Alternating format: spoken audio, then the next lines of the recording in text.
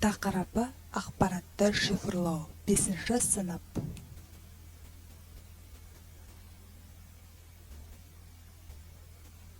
Жиырма төртінші лотерея. Сұрақ. Табиғи және формальды жасанды тілдер көмегімен жазбаша түрде ұсынылатын ақпарат. Табиғи және формальды. Ол бізде әрине мәтіндік ақпарат.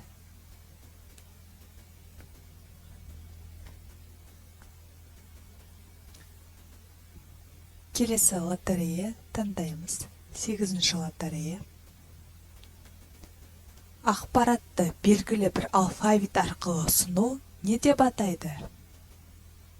Белгілі бір алфавит арқылы ұсыну бізде кодтау деп аталады.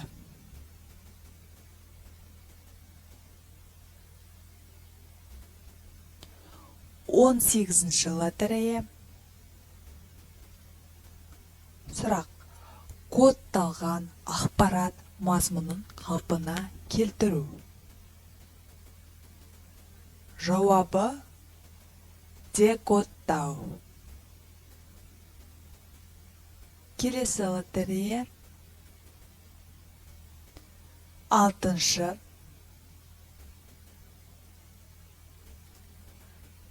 Белгілі бір тобынан, бір белгі тобынан, екінші белгі тобына көшіру ережесін не деп атайды? Код деп атайды екен. Бір белгі тобынан, екінші белгі тобына көшіру ережесі бізде код деп аталады. 22-ші билет, яғни лотерея. Ақпаратты кодтау түрлерінің бірі. Ақпаратты кодтау түрлерінің бірі Морзе алфавиті. Яғни кодтау түрі Морзе алфавиті болып саналады. Келесі лотерея. 7-ші лотерея түсті бізде. Сұрақ. Яғни құпия ақпараттарды бөгде адамдардың оңуына мүмкіндік бермеу. Бұл не деп аталады екен бізде? Ол ақпаратты шифрлау деп аталады. Ақпаратты шифрлау құпия ақпараттарды бөгде адамдардың оңуына мүмкіндік бермеу.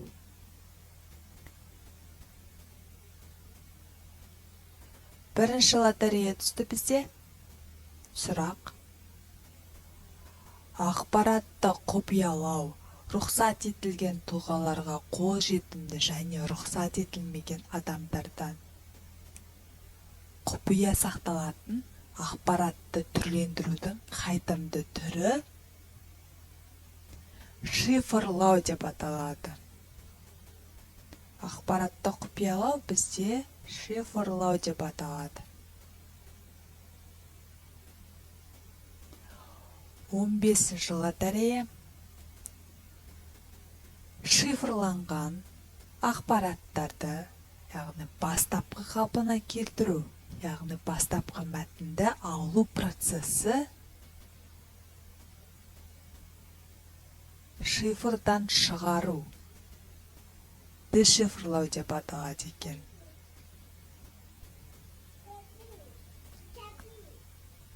Келесі сұрақ.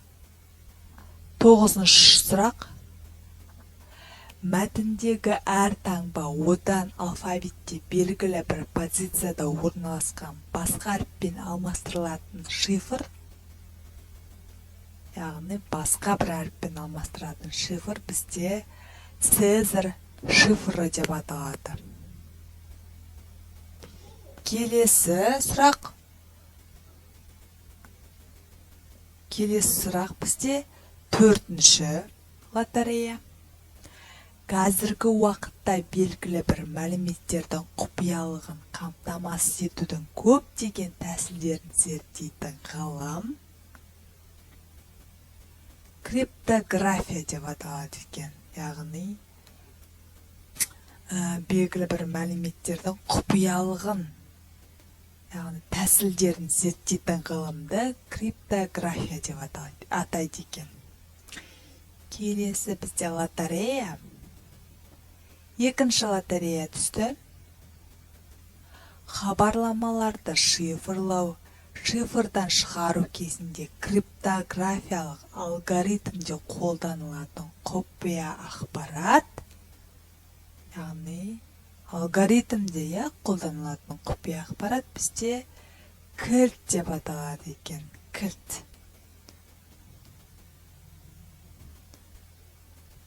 Келесі лотерея бізде үшінші лотерея.